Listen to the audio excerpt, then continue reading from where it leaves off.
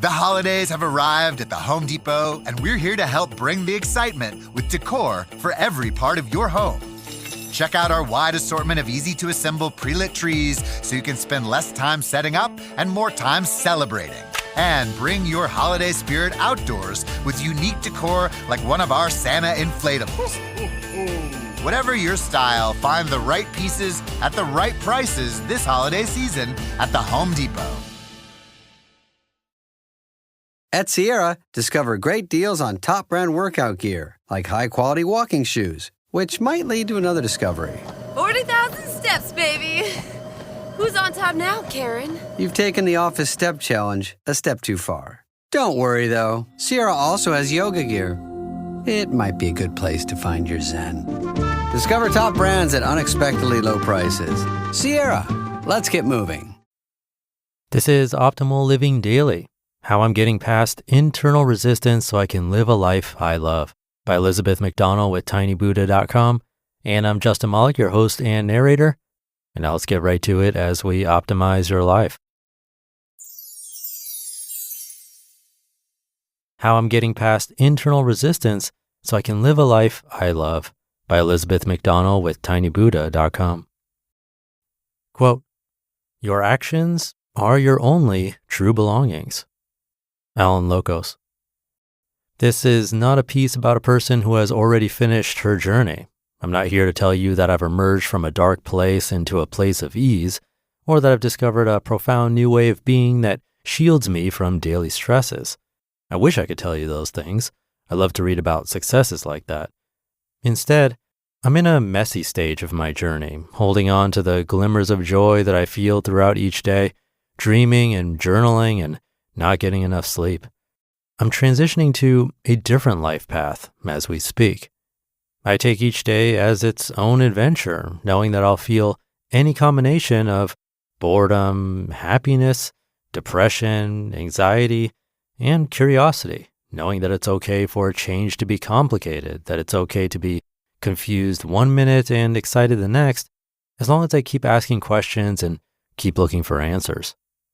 There's no avoiding this part of the journey, the part where you peel back the layers of who you were and make room for who you will be, where you shake free from the comforts and limiting beliefs you've been living under, where you consider if the life you've been living truly reflects who you are. This is the scary part, the part where you feel guilty or ashamed or sad that it took you this long to acknowledge your dreams. It's hard to know when this part will end. All you can do is keep moving and know that those answers will come. For the past 5 years, my life has not reflected who I truly am, as I've worked a job that bored me so deeply that my soul quietly settled down to sleep. On one hand, I'm grateful for this job, grateful for the boredom-induced depression that shook me gently but steadily until I finally dusted myself off to search for something more. I'm grateful for the months of utter paralysis, as I knew I was somehow meant to stretch my creative spirit, but did not understand what that looked like or how it sustained me. I aim to forgive the part of myself that argued it was too late and that I should just accept the steady job with no questions asked. And so I remained as patient as I could. I asked friends to describe my strengths. I vented to my journal.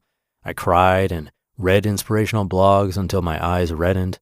I closed my eyes and meditated, waiting for the light bulb moment to provide me my core beliefs and purpose. I'm grateful I did not give up, that I've not given up still.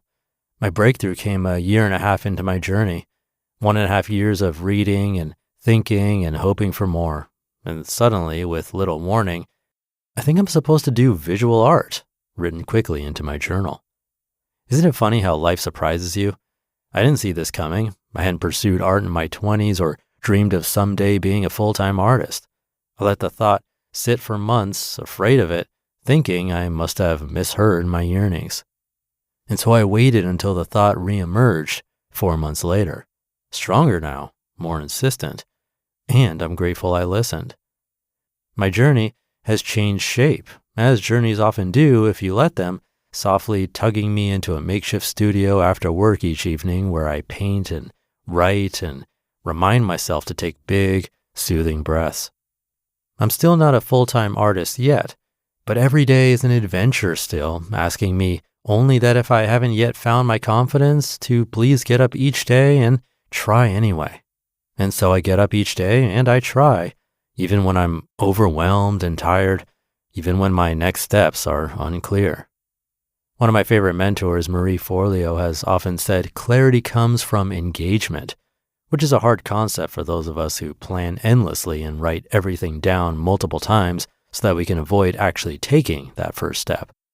That first step, which supports the next and the next, is the most important of all. Without action, my journey would be back at square one, huddled under the weight of my doubts and fears. Without action, my soul would be still asleep, unable to consider a different future. Without action, I'd not cherish these moments of actual joy, my paintbrush in hand. I would not know they existed. And so the question becomes, have you been listening? Do you feel the tugs, however quiet, they'll lead you in a new direction? I know many of us are so good at ignoring these whispers, resisting the changes that feel so big and scary and new that we can't imagine where the journey will lead. But today, I want you to act, acknowledging your resistance with empathy as you move forward anyway. I want you to get messy and uncomfortable, even if that simply means facing your fears in the pages of your journal. If you're just at the beginning, or perhaps even in the middle of your journey, as I am, remember, you are capable of joy. Now, how will you create it?